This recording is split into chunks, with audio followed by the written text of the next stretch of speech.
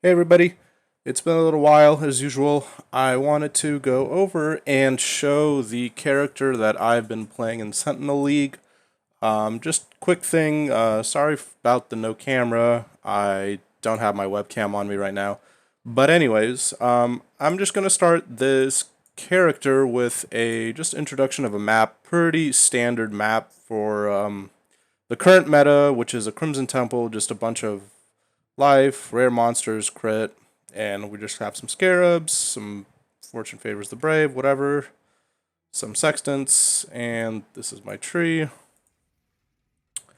So I'll just go ahead and demonstrate kind of this build's capabilities here. Get my sentinel going, and we can go ahead and start.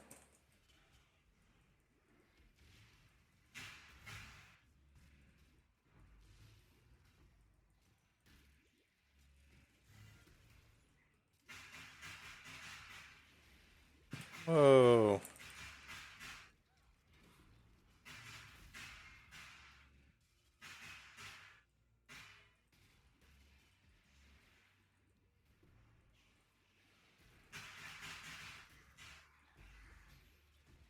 Sorry about the lag. I think it's also because I'm recording, but there's nothing I can really do about that. So playstyle is pretty smooth. Essentially, as you've probably seen from the title, this is a Bodyswap Unearth Ignite build. And basically what I'm doing is I am casting Unearth, and then I'm following it up with a body swap, and that basically proliferates this huge amount of Ignite damage throughout all these packs here. I'm kind of going in a weird direction. Sorry for that.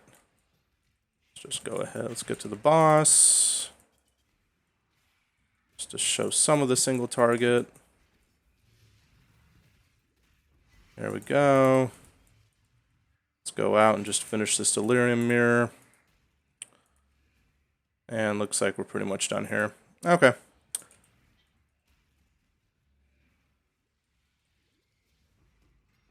And I'll probably just finish the rest of this after this video. And I also did kind of just want to demonstrate one little thing here. I'll go ahead and just stand still just to get kind of an idea of really the defensive capabilities of this build. One thing to note is I am not using an Aegis Aurora. So that's just something to kind of keep in mind here. Alright, so let me just get out of here. Using something else, and I'll go over everything here. So, this is the character. I'm currently level 96. I have, this is the tree. It's actually pretty simple. I don't even have any cluster jewels. The life and the energy shield isn't anything super spectacular. And what is kind of the whole premise of this build? Again, real simple. Basically, we are using body swap to proliferate crazy amounts of ignite damage. One odd thing that you can notice here is my body swap is level 1. And the reason being is we actually don't care at all about the spell hit damage, where it says this spell deals 5 to 7 plus max life as base fire damage. This build doesn't care about that at all.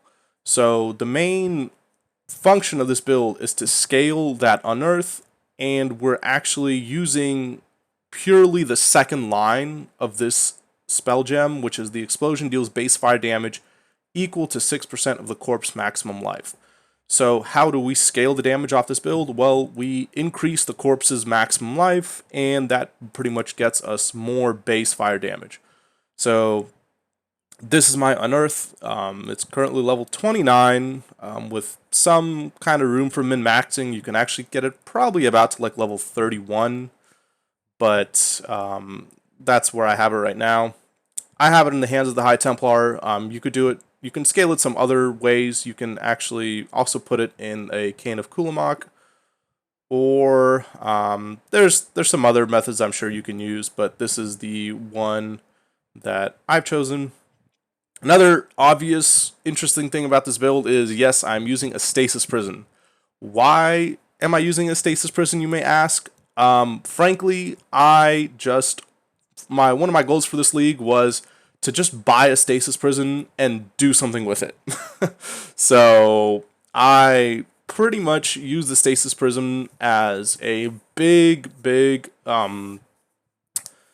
basically function to recoup and, in a sense, just regenerate my life and top it up really fast. So when I was just standing still there, you could see that my life pretty much kind of pushed up and down, but it just filled up all the way. It filled all the way up pretty instantly. And that's basically entirely due to the fact of Stasis Prison, which gives you the 99% of damage taken recouped as life. What that does is, or 100%, whatever, just to round up, but all the damage I take, I then regain back into my life over 4 seconds. And there's ways you can scale this further. I am actually also using infused flesh and vampirism, which actually gives me another, I think that's 50%. So there's 12, there's 30 here, and yeah, there's like 20 here. So I'm actually regenerating 150% of the damage I'm taking over 4 seconds.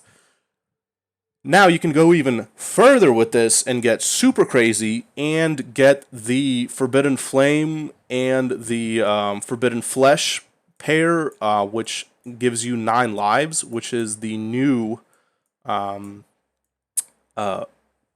that gives you an ascendancy that's not even available. Unfortunately, it is stupid expensive. I think the pair of the jewels is like 60 exalts right now or something. And at the same time, I don't really think it's that much worth it in comparison to what you get for Shaper of Flames. So that's what I'm running here. I'm using the pair for Shaper of Flames. Basically, this gives you 100% ignite chance, all damage ignites, hits always ignite, yada yada, and 25% more damage with ignites. So that's a big chunk of damage, and that's really, really nice. And I'm using a Cane of Cool Mac just because, well, that's just how I kind of started this build. In here, I actually really like the staff because I got it with a 4-second cooldown. Alternatively, you can actually also pick up a plus socketed gems instead of the cooldown, and then you can try to put your Phantasmal Unearth in the staff instead. However, at the time, the staff with the plus gems was like going for like 20 exalts, and I just didn't want to pay that, and I was able to scale it perfectly fine in a pair of Hands of the High Templar. And instead, I found this cooldown staff, which allowed me to put all these different things into it, just to have on a trigger. So here I just have Divergent Purifying Flame. I think this gives me a extra Consecrated Ground, damage taken to enemies. Wave of Conviction is just exposure. Combustion for the negative fire res. Anomalous Flame Surge for the chance to scorch. And then Bone Offering, because this build is actually a Necromancer. Oddly enough, I don't use any minion things whatsoever. Well, besides, I guess, the Unearth, and that's the Corpse synergy, but that's about it. I don't actually use any minions. But we just get Commander of Darkness, Plaguebringer, Corpse Pact. The Corpse Pact is extremely important for the 50% increased max life of corpses. And the offerings also affect you, hence the Bone Offering. The Bone Offering on a trigger is sometimes a little, it can get a little janky, because what can happen is as soon as you cast your Unearth, the Bone Offering will eat it. So then you don't have that high ignite as soon as you body swap. So that's one thing that kind of is annoying about having the Bone Offering as a trigger. But the way I kind of quote-unquote mitigated this is I've just put in a bunch of spells. So I have, 3 different spells before it gets to Bone Offering. So basically, it only is a little janky on like every 4th cast of Unearth. So It's a little better, but you don't want to just use Bone Offering in a trigger because then your Bone Offering is going to eat your high health corpses, and you don't want that. So, and with Phantasmal Unearth, you want to really, really try to get Phantasmal because it gives you more corpse life, which again is more damage, and we want to empower it and enhance it because the gem levels and quality of Unearth will give more corpse life. So that's pretty much the name of the game. I went over my staff. Again, my Stasis Prison there, and you absolutely do not have to use a Stasis Prison. As of right now, I think this chest is going for like 90 to 100 exalts. It's totally unnecessary. I just am literally just using it as a defensive gimmick, but it's actually working pretty well. If you've ever used a Stasis Prison, it basically makes you feel like a Juggernaut with 8 endurance charges and like 2,000 regen per second, as you saw there. So that's kind of what Stasis Prison does. Obviously, I also have Vampirism and Infused Flesh, but you don't need a Stasis Prison. You could just use a regular rare chest with spell suppression, with life, with percent life, percent mana, whatever you want. You absolutely don't need a Stasis Prison. And what you can actually do is instead of using a Cane of the Kulamak, you can just go with a one-handed +1 all spells, +1 physical spells, and go with an Aegis Aurora, do the whole thing that everyone's doing right now, pick up Divine Shield, pick up Glancing Blows, and basically you're fine. I think it pretty much does the exact same thing as Stasis Prism for a lot less. And not to say that this setup is even better, I'm honestly not sure. This is just the setup I decided to go with because I just wanted to use Stasis Prison and be a special snowflake. So I managed to buy these High Templar gloves with Ellie weakness, and I'm also using flammability, so I just spec'd into an additional curse. Ideally, you want a Ash of the Stars. Ash of the Stars is going to be much better than this amulet I have right here. This amulet is still really good, but an Ash of the Stars is much better because it's going to give that plus up to 30% quality of all gems, and that scales your Phantasmal Unearth, that then scales your all this other stuff. It scales all these gems. It basically scales everything. It scales the auras if you have the Divergent Determination, Malevolence, and you get the Grace one as well. And then for Anomalous Body Swap, the alternate quality effect is insane because every single percent you get 5% increased burning damage. So if I had a Ash of the Stars, I would have gotten another 150% increased burning damage from the quality. So Ash of the Stars is like definitely the best. And you may wonder why I'm using a +1 all physical and not +1 all fire. Again, we want to scale the Unearth, not the Body Swap. The Body Swap we don't care at all about. We want to scale the Unearth. So we want to get physical and not fire, because we don't really care about fire gems actually, despite the fact that it is a fire build. Everything else is pretty standard stuff. I think I bought these boots for like 1 exalt. This belt I actually just made myself in Harvest. One thing is because I'm using Stasis Prism, I'm trying to get life recovery rate because that actually scales with the recoup. So I have life recovery rate here. I also have this Watcher's Eye that has life recovery rate while affected by Vitality, and I am running Vitality. I also have, just on this, I just happened to buy this jewel for like 2 exalts, but it also has Grace, Evade attack hits, and the damaging ailments you inflict deal damage 15% faster. Obviously, the Malevolence dot multi would be better, but pair that with the Vitality and the other Malevolence mod, I just can't afford that. It's way too expensive. So, that being said, you can get this build started for relatively cheap. Well, I don't want to say relatively cheap, but depending on your definition of cheap, you can get this build probably started for around 20 to 30 exalts. The main thing you want to do is get the Phantasmal Unearth with at least like a level 3 Empower Enhance. And then A big quality of life is the Forbidden Flame and Forbidden Flesh pairs. As of this video right now, I think the pair is going for like 25 exalts, somewhere around there. So it's not cheap, but having that more damage with ignites is just really, really strong. For the 6th link, we're just using pretty much everything that just scales the dot. So Awaken Burning, Anomalous Ignite Prolif. We do need this to prolif all the ignite. Alternatively, you can use a cluster jewel. I think it's fan the flames, but I don't know if there's any better other gem for the 6th link setup for this. So we just use Anomalous Ignite. I think Anomalous just gives AoE. Deadly Ailments, Swift Affliction, and Unbound Ailments. So just pretty much all these awakened things that just scale the dot multi. And this build does have quite a bit of auras because we are running a lot of aura reservation things. Influence we have.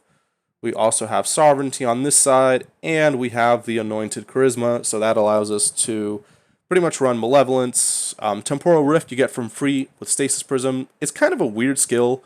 I don't really use this for the actual like teleport thing where it allows you to go back like that. I pretty much never use it.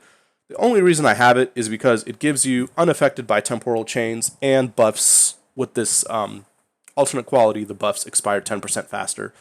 So otherwise, I mean, you can almost even drop this because I actually have reduced curse here and reduced curse here. So it's basically not really affected by curses anyway, so this Temporal Rift really isn't doing too much. I am running Soul of Aracali mainly for the Arachnoxia, which gives 20% increased recovery rate of life and energy shield if you stop taking damage over time recently. That scales again with the recoup from Stasis Prison and the other recoup mods I have. I am also running an Impossible Escape just down here for some charge generation, just for another hired killer, and some extra evasion rating and suppress spell damage. I'm not running suppress spell suppression. I just happened to pick this up too because the evasion is nice. With the flasks and everything, I'm actually at about 83% evasion, 78% fizz damage reduction. I also have Defiance Banner, and yeah, pretty much all the standard sort of whatchamacallit, Aegis Aurora setup, but I'm just using this staff. There's some other things you can do, which is something like getting the Whirling Barrier for increased block. You can also potentially even path down, get Intuitive Leap instead here, and then just pick up Mystic Bulwark, pick up Enigmatic Defense for some more block. That's also an option. But this build is really kind of jewel starved, so I'm not doing that. This square is a little weird just because I'm taking these two life and ES nodes, but it's kind of unavoidable. So yeah, this is the build I'm running. I will leave the POB of this build in the description below. Again, you do not need a Stasis Prison at all to make this build function. It works absolutely fine with the rare chest, and you can alternatively just get a Scepter and Aegis Aurora and probably have the exact same results. I am also using the Ghost Dance, which helps me recover energy shield equal to 3% of evasion, since I'm running quite a bit of evasion. What's nice about Stasis Prison is it gives us a lot of great stats, like the 300 ES, 1000 evasion rating. We also get armor, evasion, and armor ES from the gloves, so we pretty much kind of use all of that stuff, so it works out pretty well. Anyway, that is the build I am playing. If there's any questions, please leave them in the comments below. One thing that I kind of like about this build is I have managed to use Stasis Prison pretty well. I have not seen a lot of Stasis Prison builds on YouTube at all. Pretty much the main thing I've seen is Cast on Crit Forbidden Right, and I've tried that, but I didn't really like it. It felt a little janky, and I wasn't really happy with the survivability, so I just started looking around for other stuff, and I really liked Bodyswap, and I found this Ignite version. So I kind of just put this build together, and this is what came out of it. So, yep, I think that's going to be it for this video. I've rambled long enough here. Again, any questions, please leave them in the comments below. I'll maybe make some updates to this character. This is probably the character I'm going to play for the rest of the league, considering just how solid it is. My main thing I just need to upgrade at this point is just to get an Ashes of the Stars, just to replace this amulet, and then this build will be nearly complete. Alright, that's all I got. Thank you guys all for watching.